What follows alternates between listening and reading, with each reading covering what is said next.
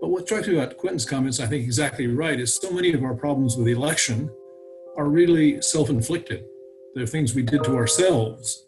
And I guess I would say that more broadly, even about Russian misinformation and disinformation campaigns, that they don't cause the polarizations and dysfunctions in our society. They just play on them. And as Quentin says, I think that the real dangers to this election are basically ones we've inflicted on ourselves.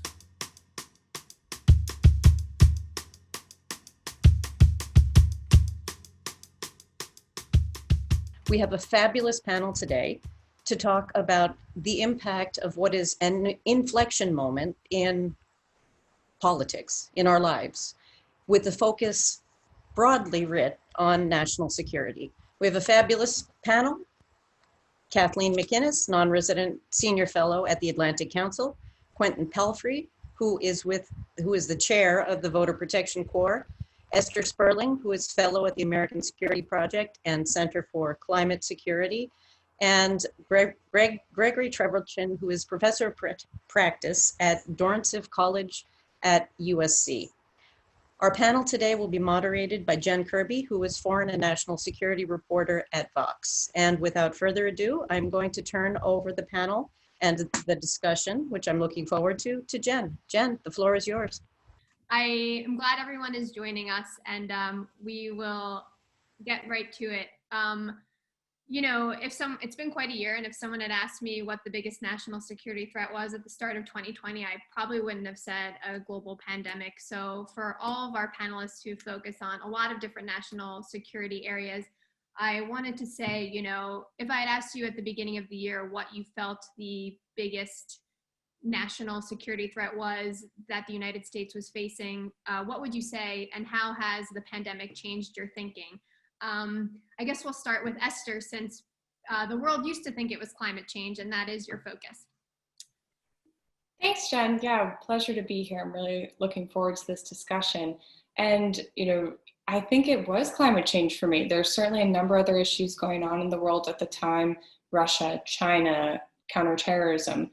But in my sphere of the world, we look at climate change as a threat multiplier, and that's what makes it so scary.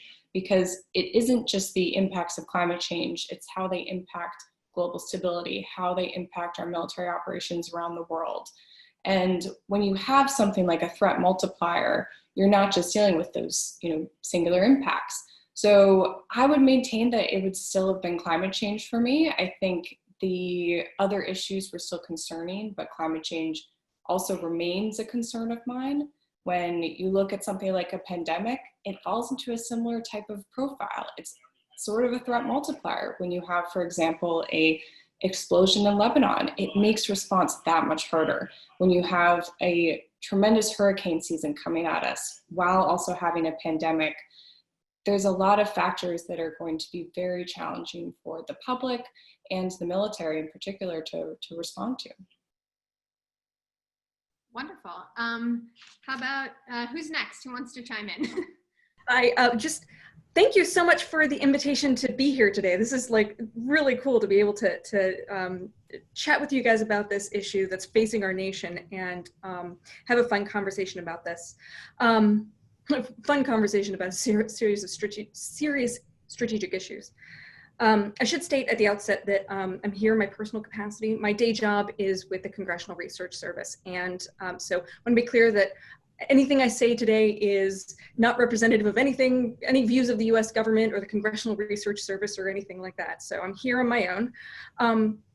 What did I think was the biggest threat to national security before the pandemic, and how has that changed? So actually my answer to that is it's the same before and after.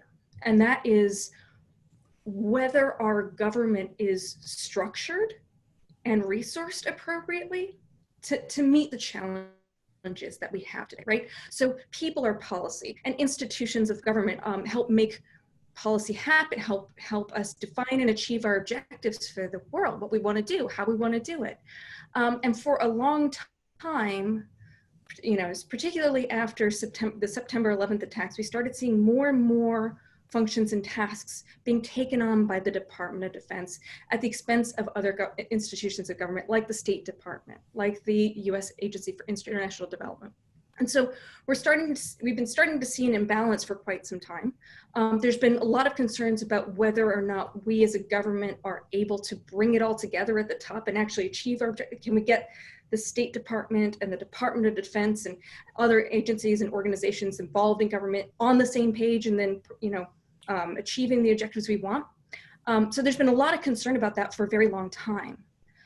The pandemic has highlighted this long-term structural challenge, in my view, that because so much money, so much attention, so much time, so many resources have been focused on our military, all the other agencies and institutions that could have been very helpful had they been appropriately resourced and organized properly aren't really there to help us out. So this has been going on for a long time. And again, the pandemic seems to suggests that this problem hasn't gone away, and the next administration is likely going to have to deal with it. Wonderful.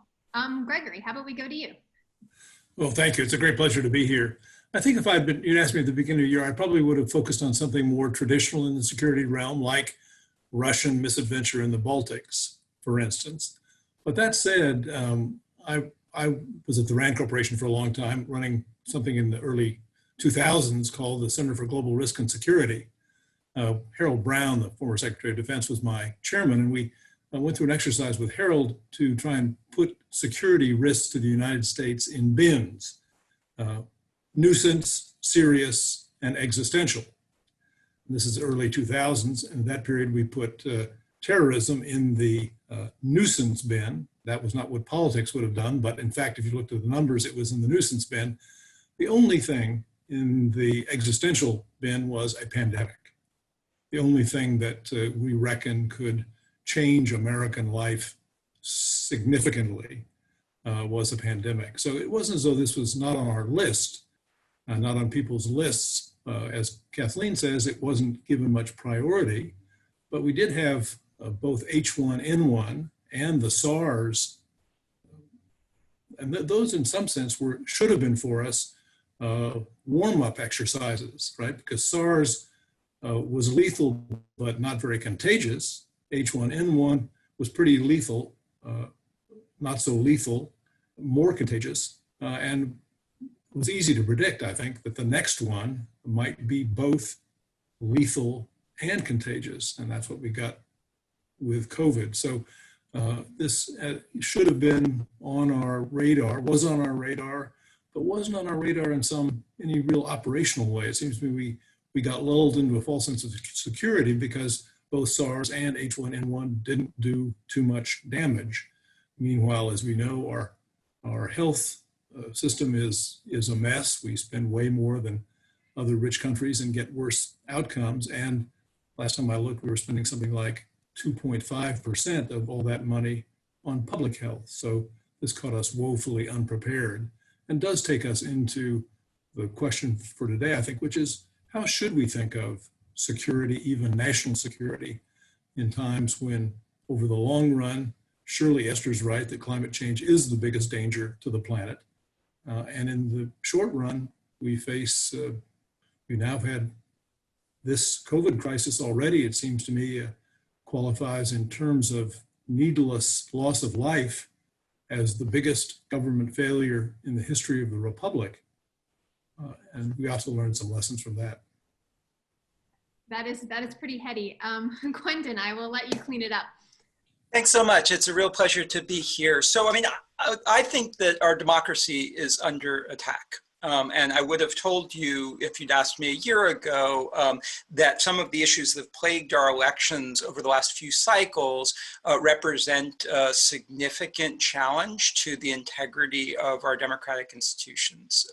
That has been exacerbated very significantly by the pandemic. So I think we have 5 overlapping and sort of compounding challenges. We have sort of structural inequalities in the system that have led to very significant disparities along racial and age lines, where communities of color have faced really long lines and structural barriers like voter purges for many years. That has existed, that we've seen that during the pandemic through the primaries of very significant administration challenges. We have a president who weaponizes lies about voter fraud and now about vote by mail in order to justify increasing obstacles to registering voting and having votes count.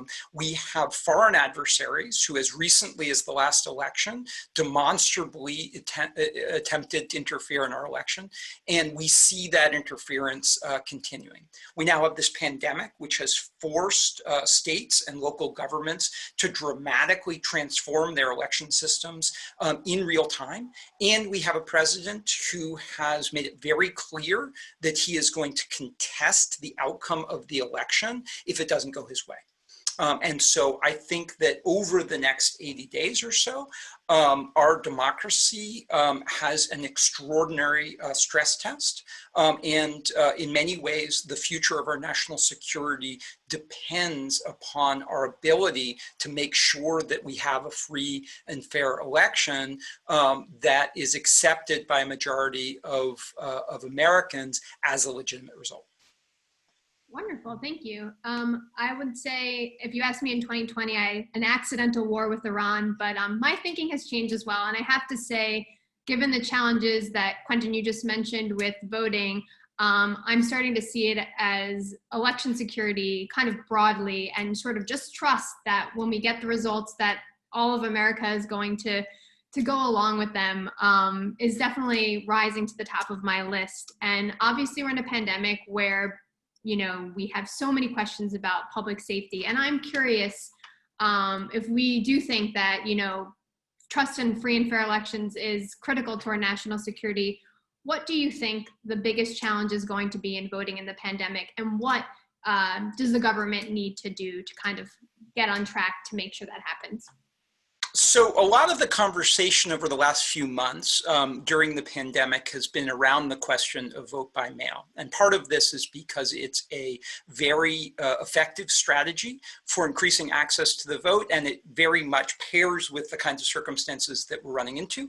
Also, the President of the United States has repeatedly stated lies about a nexus between voter fraud and vote by mail. And there's been a series of people pushing back on that narrative. That said, I think that we need to look much more broadly than vote by mail if we're thinking about how to make sure that we have a widespread access to the polls. And we think of this at the Voter Protection Corps as an all of the above strategy. The communities that are least likely to vote by mail and most likely to vote in person are exactly the communities that have faced obstacles to voting historically. So African Americans are the least likely to vote by mail. Students, Native Americans, and the homeless are also much less likely than the usual, or than the overall population to vote by mail. And if we don't take immediate steps to make sure that in-person voting is fair and that we overcome those obstacles to in-person voting, you're going to have a very disparate impact and a question of legitimacy. We've seen throughout the primaries during the pandemic very significant problems with voting. We've seen very long lines. They have been disproportionately in African American and student communities, and we've seen dramatic poll closures. So in Milwaukee, for example, in Wisconsin, they went from 180 polling locations in the previous general election primary, or the previous presidential primary, to 5. Philadelphia similarly shut down 77% of their polling locations.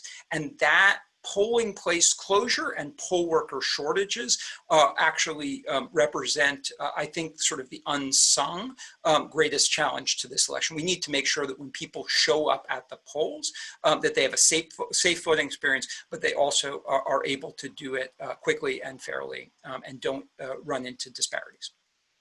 No, that's really important. I think too, there's so many other kind of attendant threats with, is the vote secure that I cast, misinformation about polling times. And I'm wondering if anyone else on the panel has any other thoughts about sort of voting in the pandemic and what it means for national security.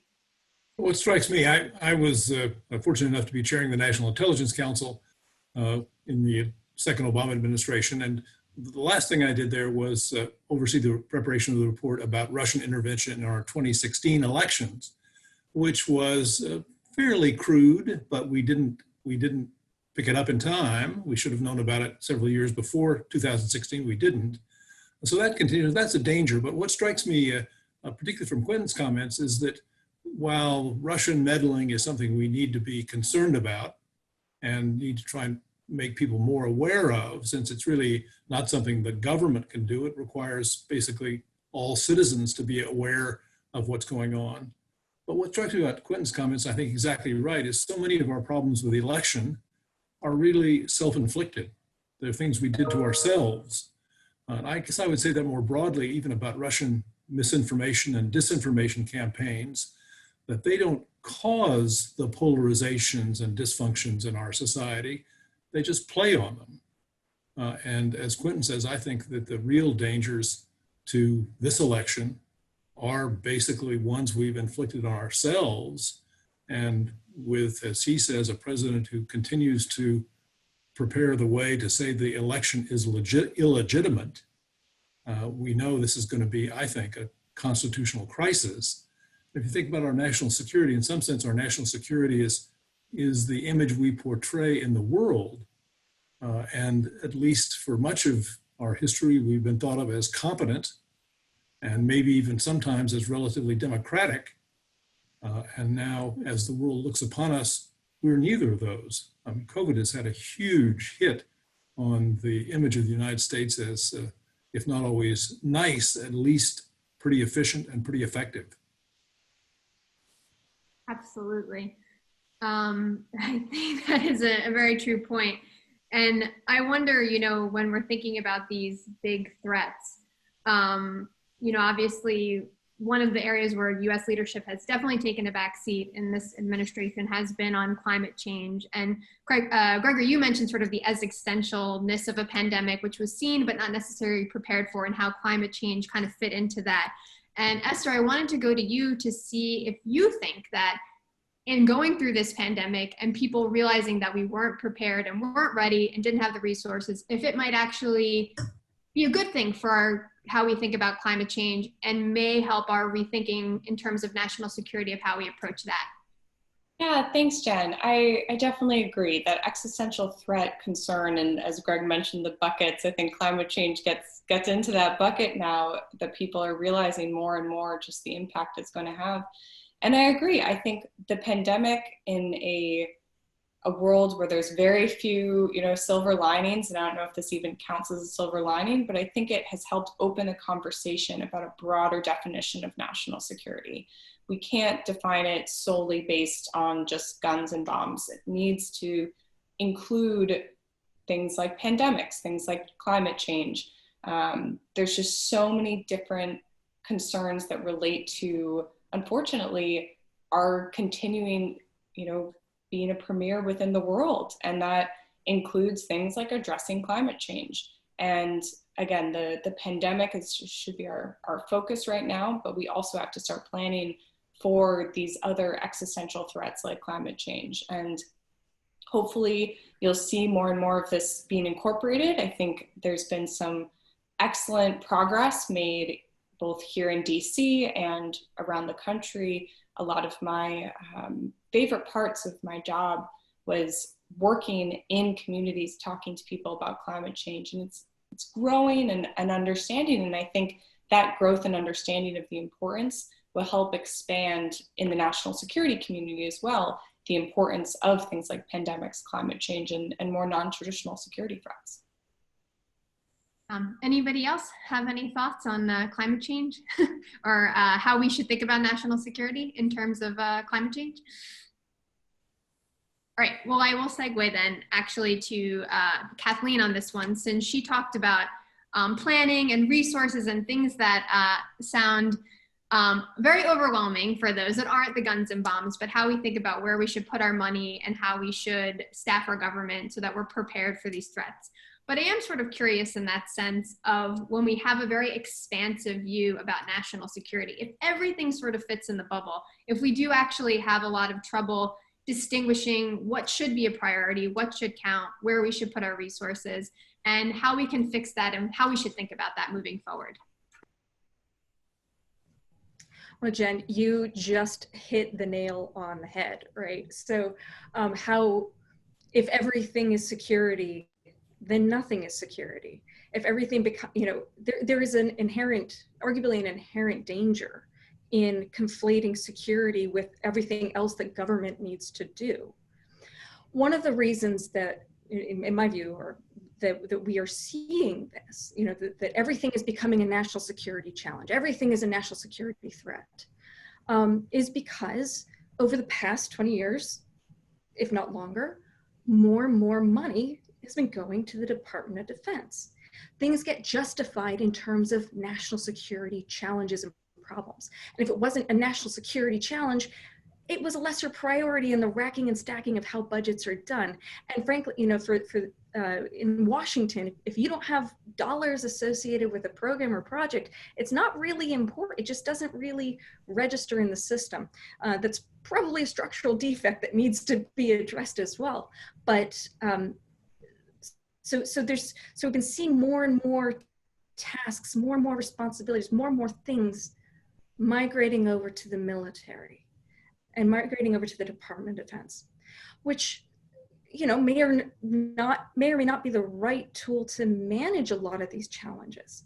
Is the Department of Defense really the right institution to build governance in Iraq or Afghanistan, for example? Most people that I've worked with in the military would argue that no, it's not.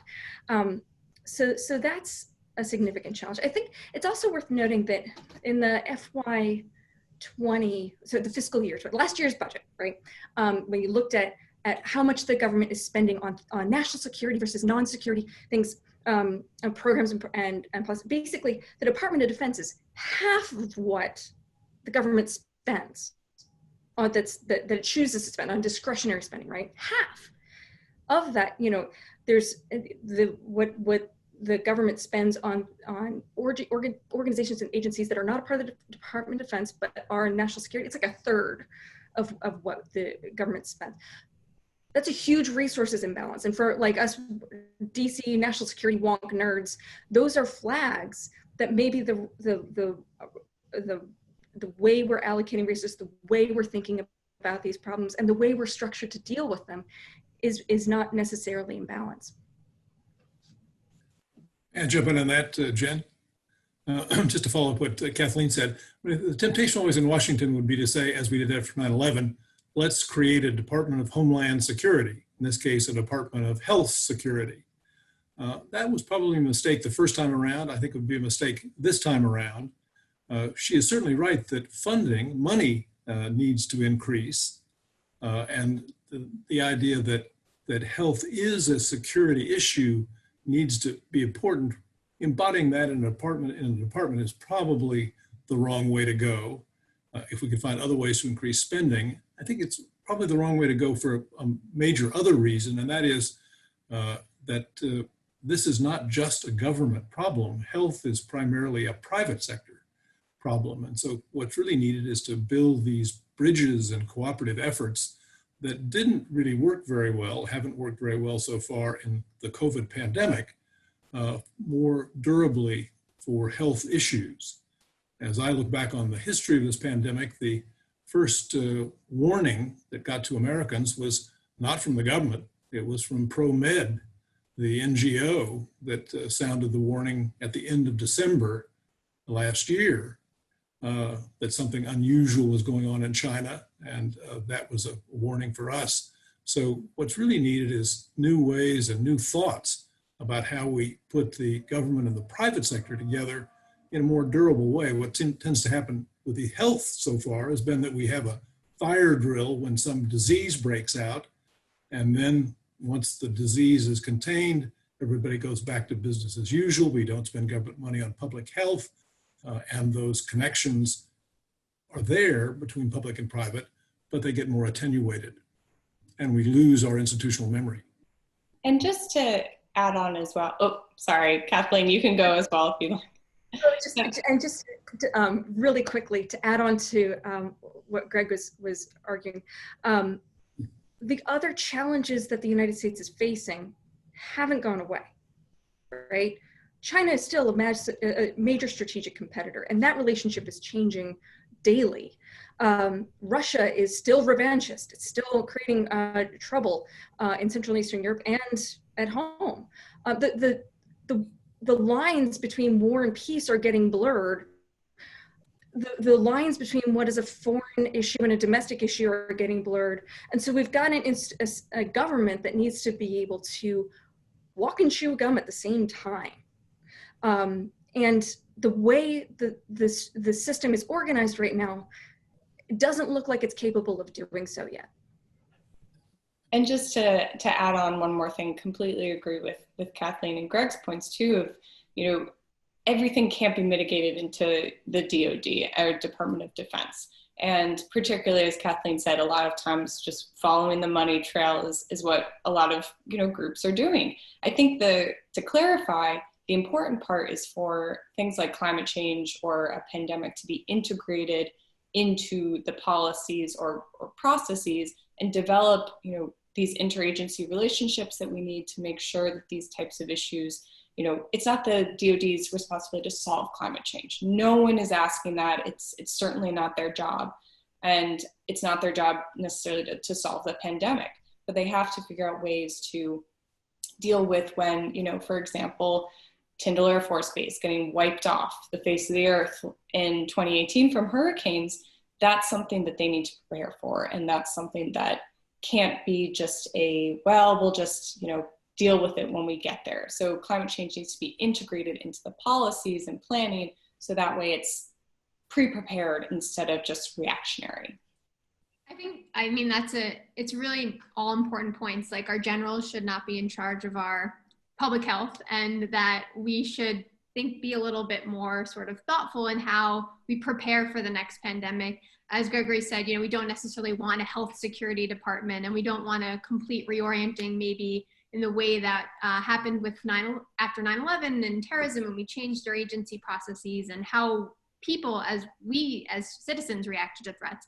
And I'm curious, you know, given all of your areas of expertise, what is sort of if you had a wish list and you could execute something perfectly and have it be to help us prepare for the next pandemic, also keeping in mind all of the other national security threats, what is it that you would kind of seek to do practically? I see, I'll go back to Quentin since we haven't heard from him in a bit. So, I mean, on the election side, I think that there are a lot of fundamental reforms that we need to enact.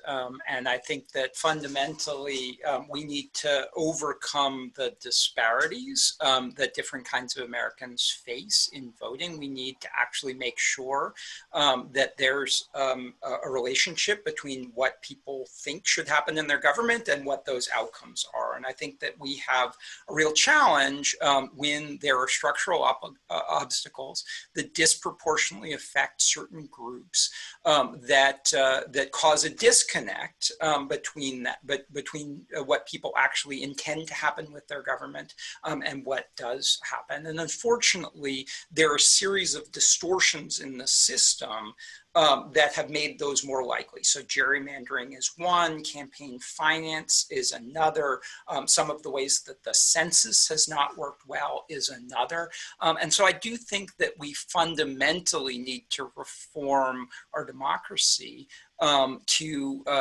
reinstill trust in our institutions. I also think, frankly, and a little bit politically, that we need to get rid of Donald Trump. I think that there is a president of the United States that is systematically undermining our democratic norms and inviting foreign interference in our elections, and that's got to stop.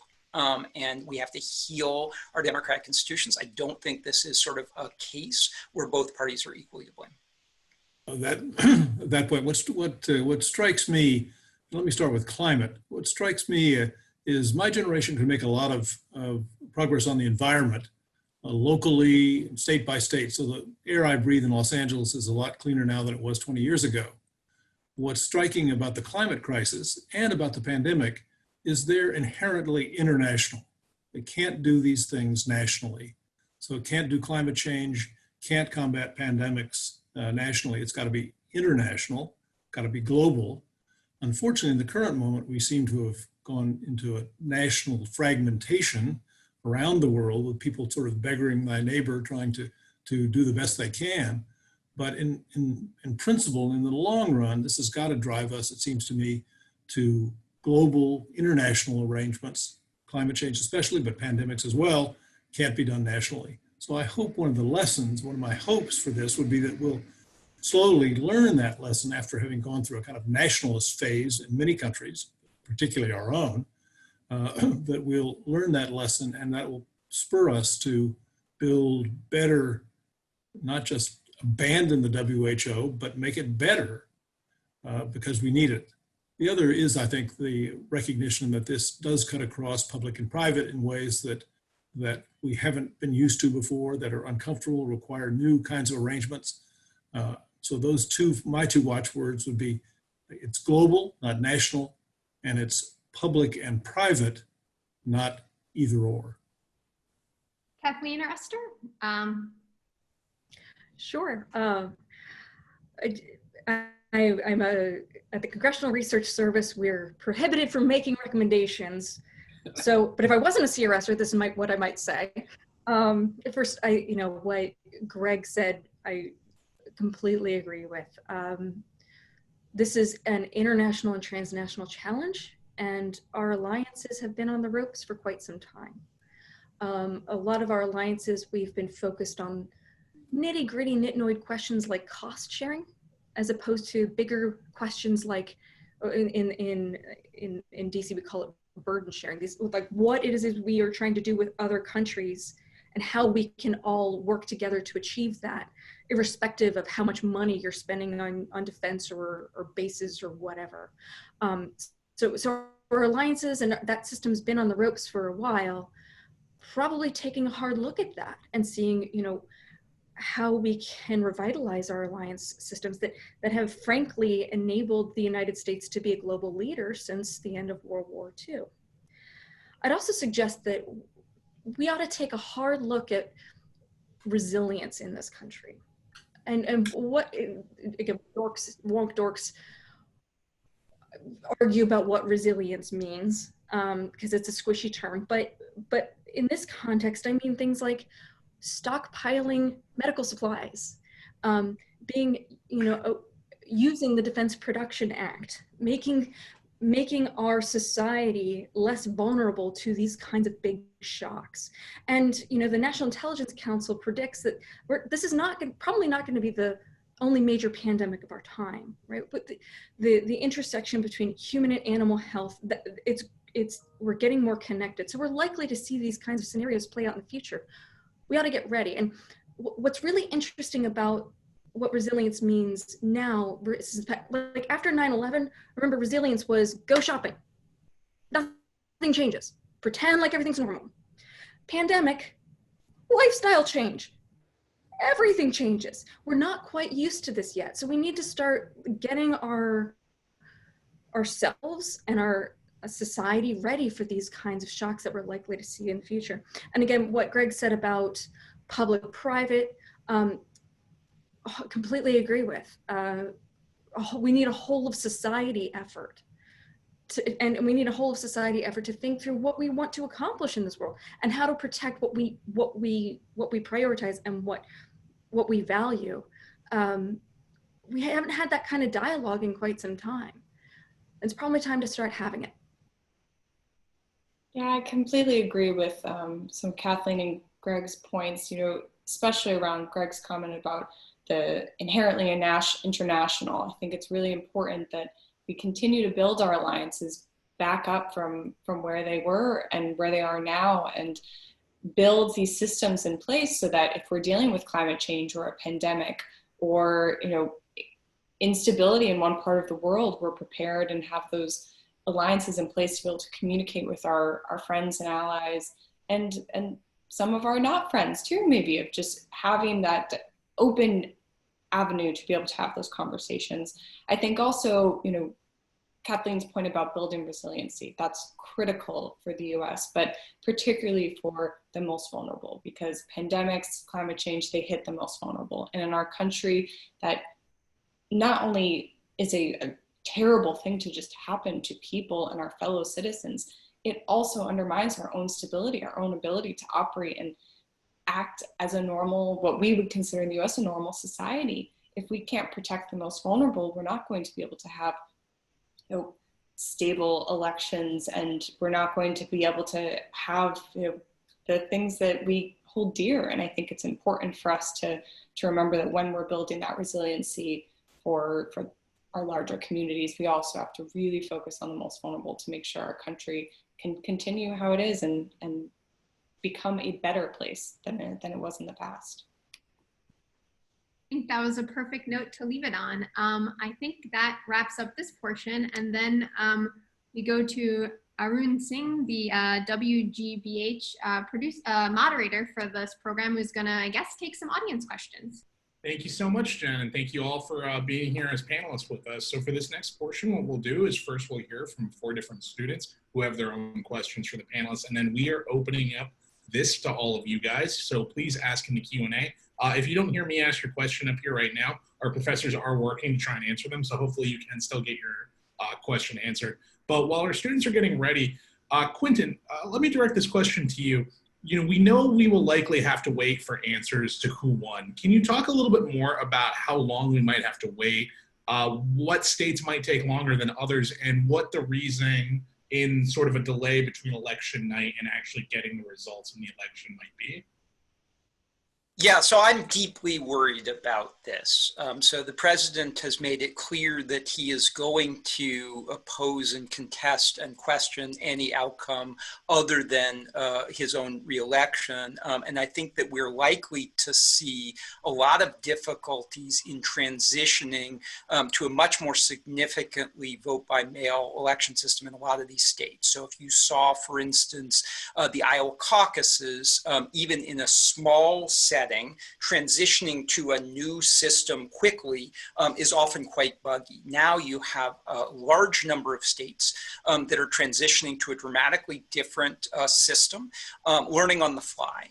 And some of the states that we've seen that have not done a lot of vote by mail have had a lot of difficulty doing so this spring. So for instance, in New York, there were some places where they rejected 1 out of 5 ballots. That level of disqualification is just not tolerable in a democracy. And so, a lot of the states that have done vote by mail very well have had very smooth records with that. We need the states that are doing it for the first time to learn from those. But I do think that we're in for a bumpy November. There's a possibility that because a lot of states are accepting and counting votes that are postmarked by Election Day, that it will take several days for those to be counted. And that's not even considering circumstances where there are recounts, where the elections are contested. And so unless the margin is very, very wide, I think that we shouldn't be thinking about this as election day. We should be thinking about it as several weeks before with early voting and vote by mail, and several weeks afterwards. And I do think that it's not a foregone conclusion that if the president loses, that he will immediately concede. And so I think that we need to be doing a lot of scenario analysis around what that transition would look like if most people think that Trump lost, but he doesn't agree. Is there a role for the media to play in all of this, Quentin, in terms of setting perception and expectations? And how would you say that the media should approach this? Because it won't be a conventional election night, the panelists sitting around with the CNN monitor and the winner is determined. How do you think the media can help construct the broader narrative, and what role do you think the media might inadvertently play in skewing the narrative that the election results will come out that day? I think that's a terrific question, Arjun, and I want to say two things. The first is the media should not treat both sides of this conversation as equal. The President of the United States and the Attorney General of the United States are lying about mail-in ballot. There is very good evidence from the Brennan Center, from the Bipartisan Policy Center, and from our experience with a number of the states that have done mail-in voting, that fraud in mail-in voting is very, very rare. And so I think that the media needs to be clear about what the evidence shows, which is that the President of the United States is lying for strategic purposes. And we need to be very clear that there is not a sort of debate on this issue. It's a little like the climate issue, where there were politically motivated people who are opposing the scientific consensus, and the media needs to take a side in favor of evidence. The second thing is misinformation. So one of the things I'm very worried about in the international context is micro-targeted misinformation about the election that has the intent of voter suppression. So Democrats vote on Wednesdays, Republicans vote on Tuesdays for social distancing purposes. Your polling place has been closed. You are a student. You are not entitled to vote if you can't, certain domicile information, right? I'm very worried about strategically motivated misinformation. I think the media needs to play an active role, and also social media platforms like Facebook and Instagram and Twitter need to play an active role in pushing back against misinformation that has the intent of suppressing the vote. Great. And I'd like to turn it now to our first student questioner of the day. His name is Francisco Segura. He's coming to us from Puerto Rico. He's an incoming transfer junior studying political science. Francisco, welcome. Thank you, Arjun. My question is for Dr. McInnes. Dr. McInnes, given your field of expertise, how do you think current and future international alliances and treaties will change now that global health security risk has gone from being a distant what-if scenario to a current and imminent reality? Also, how do you think this will impact the balance of power in the international system?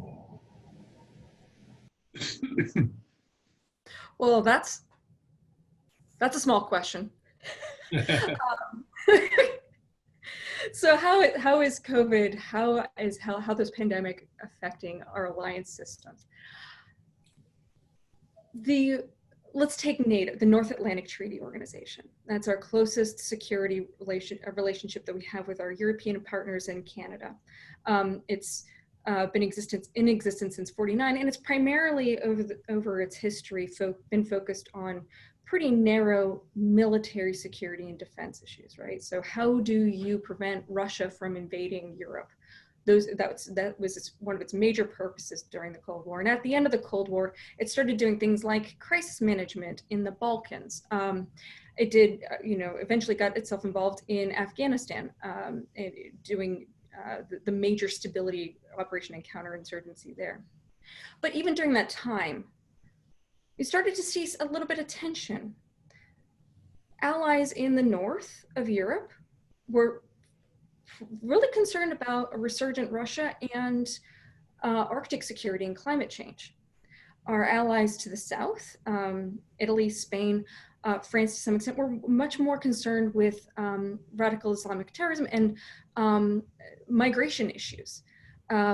So we're already seeing divergences in what our security priorities ought to be and how to grapple with them over time. COVID-19 has once again challenged all of that. It's affecting everybody. It's not a military task. It's not a military mission. It's not something that NATO is necessarily primed to do, unless we really fundamentally recalibrate what the alliance is for and what we mean by security. And so it's an extension of a debate and discussion that's been going on for quite some time. And it's causing this, a very fundamental rethink. And also, what should be the role of military security institutions versus like NATO versus organizations and institutions like the European Union, which is facing its own challenges. So watch this space for sure. The second part of your question, I I have not written down properly. So if you wouldn't mind repeating it. Also, how do you think this will impact the balance of power in the international system? Oh, right. Well, so that's been shifting for quite some time. And frankly, no, again, it's a watch this space kind of thing, right? So there's a number of arguments out there that this is actually going to accelerate China's rise within the international system, that it's going to be much more dominant. It's going to take advantage of American weaknesses. But China's also, arguably fairly fragile as well. So it's also got concentration camps. It has just suppressed Hong Kong. It's got its own significant challenges and its own international diplomatic challenges as well. So watch the space. It's still to be determined exactly how balance of power issues will play out over time. Great. Up next, we have Farah Kanan. She's a freshman who's studying law here at Suffolk. Farah, welcome. Hi, how are you? So I have my question directed to Esther Sperling. On the American Security Project website, it states, if a natural disaster strikes amidst the coronavirus pandemic, Americans might have to make difficult decisions on how to best protect themselves. What do you recommend Americans should do if a natural disaster does strike during the pandemic? And how can we prepare ourselves in this case if a situation occurs? Thanks for your question. So I think that's a really big question, and I don't think there's one answer to that. I think that when you're providing recommendations for how we should prepare for a natural disaster, that's building plans within your communities, building plans within the local and federal government to make sure that we're ready for response. So when you have, as this hurricane season is looking to be a pretty intense hurricane season, that's making sure that groups like FEMA have the proper resources and plans in place to respond. Some of that's learning from past experiences. So, 2018, as I mentioned before, we had Hurricane Florence, you had Hurricane Matthew, and a number of storms hitting the same year, learning from those past mistakes and using that to build better policies and better preparation plans. I think for the everyday person like yourself, it's figuring out what your plan is with your family. I think it goes down to that level, and that might not be a typical security response, but I think when you're preparing for natural disasters or pandemics, you're going to have to learn to protect yourself, but also to look to your community and figure out ways to support each other during that. So there's no one right answer, and I think unfortunately we're going to see. That's the scary part of dealing with climate change, because we haven't been able to fully prepare. We don't know what that will look like. And we don't know what a situation where we have a hurricane at the same time as still dealing with the pandemic will look like. So it's something we need to prepare for, and I hope that the government is doing that. So that's unfortunately my very broad, but that's the answer I got. Great, thanks, Esther. Up next, we have Kiara Wilson. She's coming to us from Danvers right now, and she's a freshman majoring in biology. Kiara, welcome. Thank you, Arjun. This question is also for Esther Sperling. We have seen from satellite imagery, the environment has been greatly affected by the near complete stop of human movement due to the pandemic lockdown. Given your work founding the Climate Security Fellowship Program, what do you think the COVID-19 pandemic has taught us about human climate footprint? Also, how has this affected climate-related security issues? Thanks, Kira. So the challenge with that is that while emissions have gone down as a product of the pandemic, it's been at an incredible cost and not something that we want to take lightly. So I think what the challenge is when we move back into what will be the new normal, which might be next year, might be farther down the road, we figure out ways to not have that same kind of catastrophe of the economy shutting down, figuring out how to build in solutions into our communities. So that's going to take a whole of government, a whole of community response.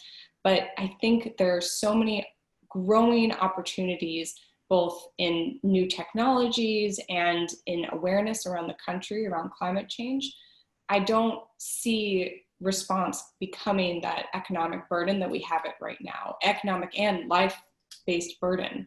What I think it will be an opportunity for growth if we do it the right way and if we start working on that now. So unfortunately, I don't think that the pandemic has helped climate change at all. I think it actually has just staved off continued work on the issue. So I'm hopeful that as we see the pandemic, leaders recognize the importance of addressing things like pandemics, climate change, other non-traditional security threats, and that will lead to the opportunities to address these issues instead of it hitting us in the face and really having the terrible impact it's had. Fantastic. And last joining us is Alejandro Garcia. He's a freshman majoring in cinematography here at Suffolk. Alejandro, welcome. Thanks for the introduction. My question is for Dr. Treverton, and it is, how often are non-human threats considered matters of national security? Has there or could there be a time when the US must concern itself with a weaponized pandemic? Furthermore, in a globalized age, is this more or less likely to occur, and what can the United States government do to be better prepared for a future pandemic? Well, thank you very much. Great questions. I think one of the things this epidemic has taught us, pandemic has taught us, is that we do have to worry about these security concerns that aren't of the traditional sort, that aren't necessarily human created. This came from some combination of animals and humans, and we're going to see more of that. We know that's happened. And we know, given globalization, which is going to continue, even if we're in a kind of a hiccup moment now when people are reacting to globalization, but it's going to continue. And so the prospects that if something happens bad in China by way of a health crisis, it's going to be in the United States too. I think we just have to reckon that that's the case.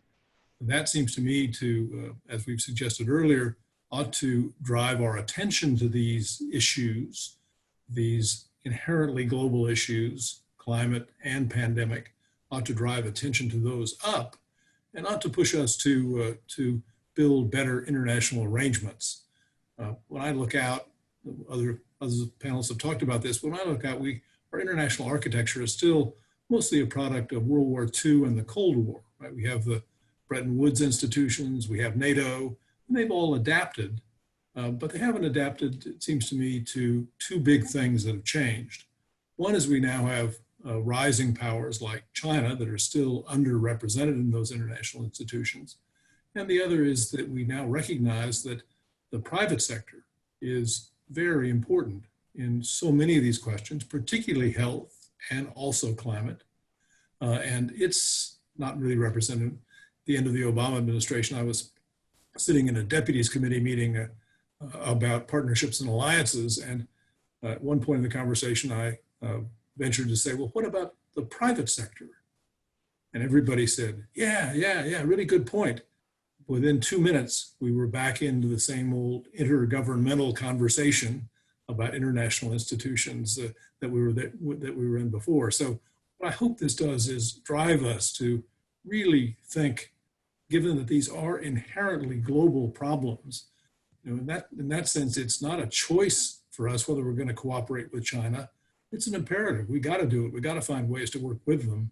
And I hope beyond this current fragmentation in the international society that we'll get back to understanding that we've got to make some new arrangements to deal with these problems that are inherently global, that don't respect borders at all. Thank you, Alejandro, and thank you to all of our students who came on today to ask a question. Next, we're going to be opening it up to you. So like I said earlier, please ask your questions in the Q&A. If we're not able to get to them right now, we hopefully will be able to have it answered by a professor. Since we're speaking on China already, this question I'd like to break up into three sort of different areas that I think each of you might have given your experience, have a good background on. So Jen, let me kick off first with you and ask, can the world press gather and trust information from China, particularly around the outbreak right now, given some of the controversies that came out with China's reporting of information?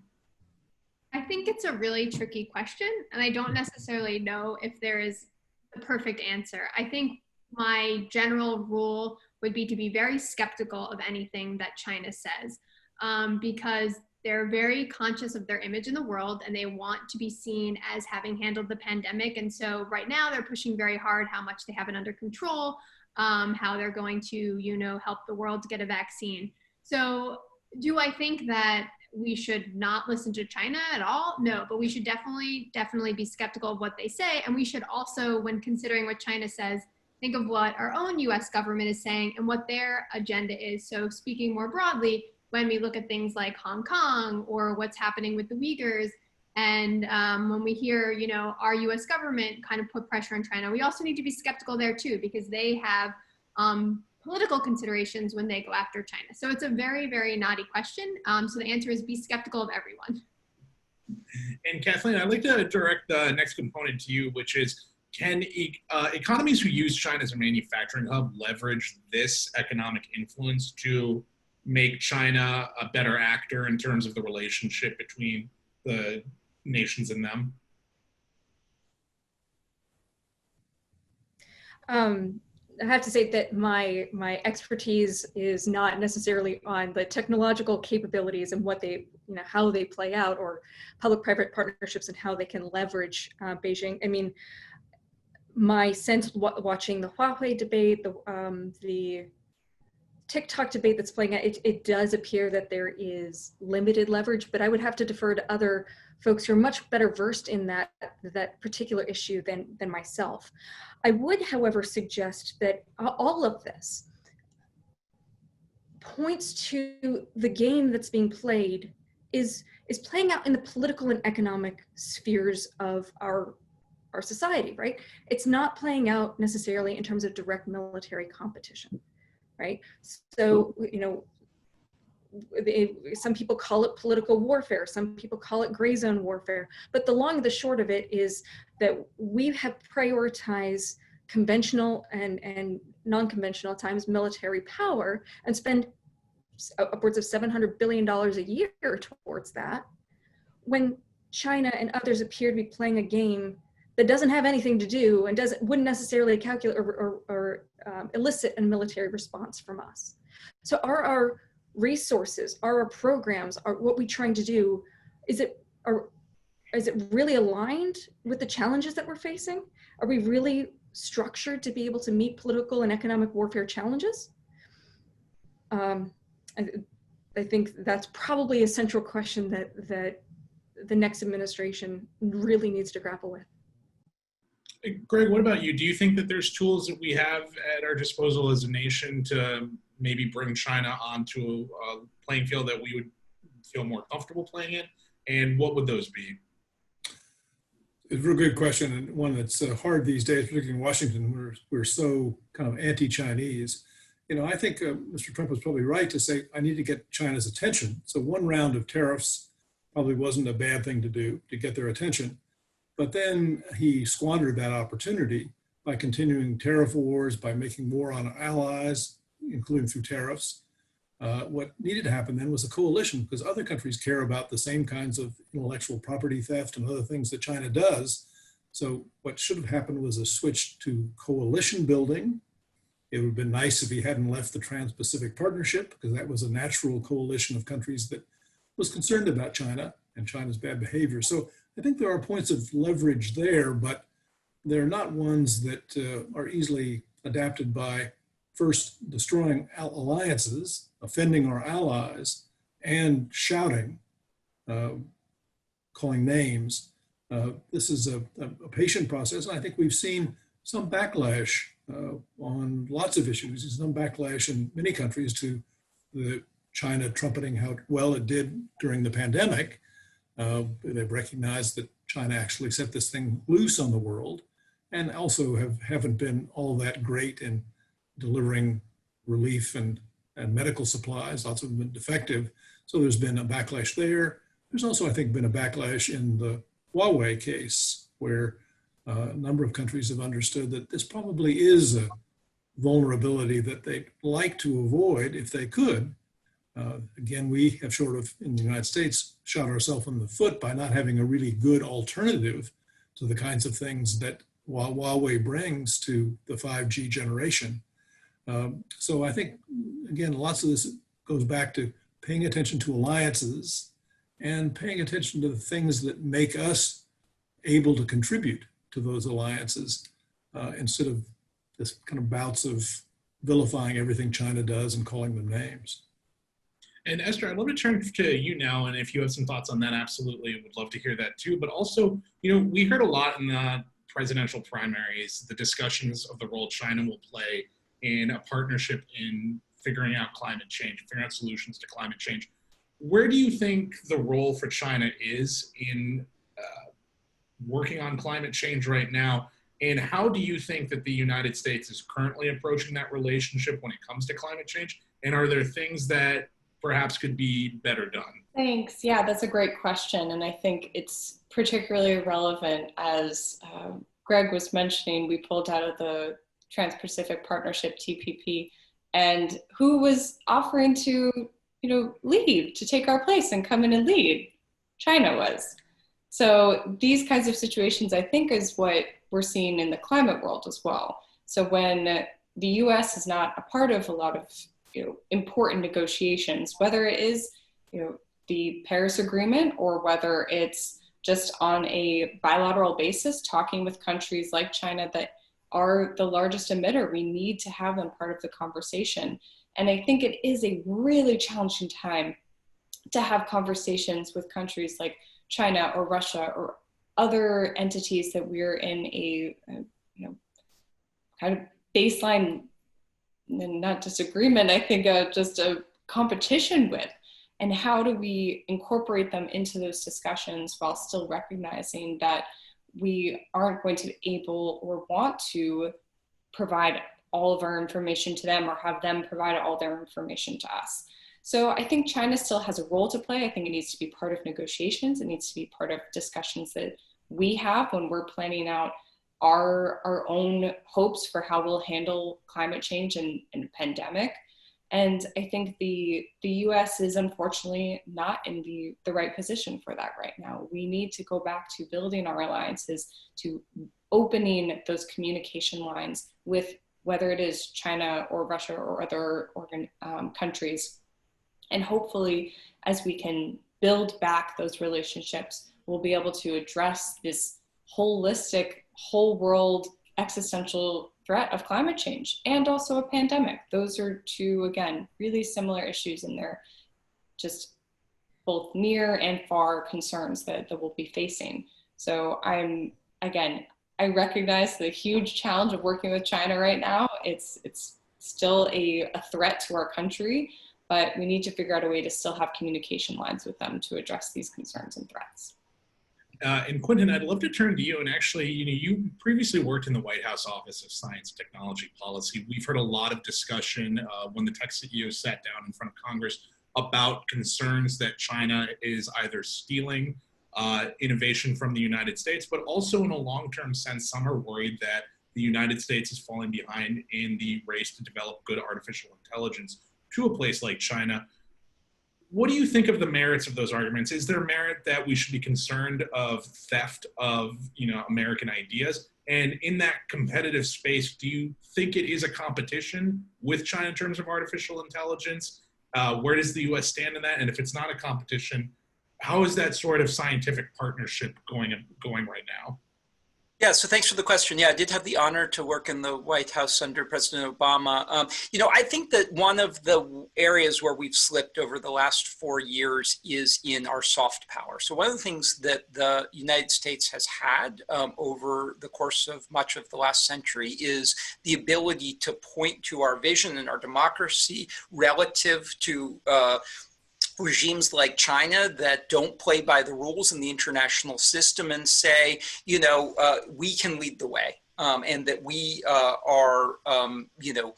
that we have a model that others can look up to and emulate. And unfortunately, I think we've lost that in a lot of senses. And I think that makes it very hard to mobilize the world in some of these competitive aspects. So I had some differences of view with some of the aspects of the Trans-Pacific Partnership, but I agree with Greg that we had an opportunity there to lead a coalition and to move forward on on some of those issues. In the climate crisis, we negotiated a global deal, and a big part of what was at stake in the Paris Agreement was bringing along China and India and other parts of the world. So China cheats, and we know China cheats. They cheat on intellectual property.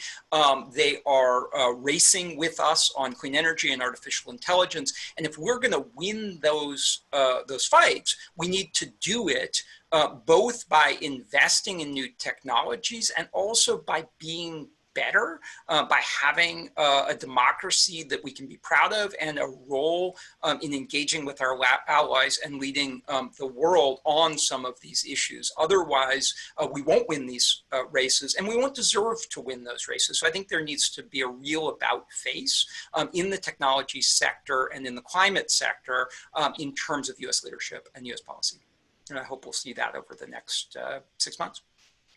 And Kathleen, I'd love to start with you for this next question. And this is, during the pandemic, should the U.S. Armed Forces be in a sort of wartime mode? You spoke earlier about the way that everything gets swallowed up under the broad term of national security.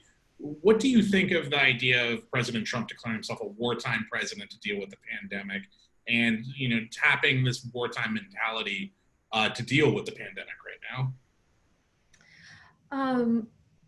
First of all, the military can support what other institutions of government are doing, but it can't really lead the pandemic. So with the DoD labs are working on vaccine development. They can help distribute supplies. They can do those sorts of things, but they can't lead a war in that sort of way. That gets to this once again, this question of militarization, right? That we would think to try to mobilize the military to do all this, to solve this problem for us. It's probably not an appropriate role for the military. It probably isn't something we'd want them to do. It's something that other agencies, Health and Human Services, others should, the states ought to be and are taking the lead on. All of this discussion that we've just had reminds me of a point that was hammered home in the National Intelligence Council issues a look forward report every 5 years or so, Global Trends 2035. And in that report, looking at in 2035, what are the big trends we're going to have to grapple with? It highlights that the expectations of publics for what their governments are going to be able to do for them and the reality of government performance, it's likely to widen. So governments are not going to be able to meet the expectations of their populations if current trends hold. We see that with infrastructure and other things. COVID-19, the economic contraction that we've seen, the report today from the UK that they saw a 20% GDP contraction over the COVID pandemic. That means less resources for government. That means we're going to have to be really, really creative in figuring out how to meet the needs and expectations of our population moving forward. And I'd suggest that just sending in the military or militarizing a response might actually do us more harm in the long term than anything else. Fantastic. We have about 5 minutes left, and what I'd love to get from all of you right now are some closing thoughts you'd like to leave the students with. We've covered a broad swath of areas right now. But what is one takeaway you'd like our students to go out from this seminar with? And Jen, I'll start with you. That's a big one. Well, I think, I think what a lot of people, a common theme that's come up in this discussion is sort of trust in government and how we can rebuild that, and how lack of trust in government has kind of made dealing with the pandemic much, much harder, and how it's broadly making a lot of the national security challenges we face, whether it's climate change, voting, all of that is making it really harder. And I don't know if I necessarily have a really good answer besides saying, do your due diligence, read media that you trust. But I think, in general, one thing that I hope for the future is to really find a way where Americans can kind of, again, have faith in their institutions. And of course, when institutions fail, it's hard to have faith in them. But I think really thinking about how we can sort of build up our civic responsibility, our civic duty, and come to sort of believe in the experts again is going to be a really important point for all of the multiple national security challenges we face. Great. Greg, how about you? Kathleen was nice enough to do a commercial for Global Trends. I had the opportunity to oversee the preparation of that came out in 2017, early 2017. And it's a reminder that especially with COVID and the pandemic, the future is really very uncertain. Uncertainties have just multiplied. We've talked about many of them today.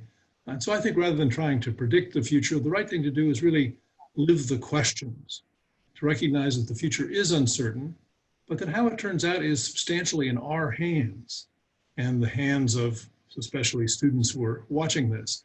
You know, we don't have to create the same sort of vulture capitalism we had before the pandemic. We don't have to accentuate national differences. We do have an opportunity to refashion both our domestic arrangements, economic and others, and our international cooperation. So it's that, I guess my lesson would be, think not about what are the uncertainties, but what are the things we'd like to do? How would we like to come out of this, both as a nation and as a globe, maybe even better, and maybe much better than we came into it? Kathleen, how about you? We need great people.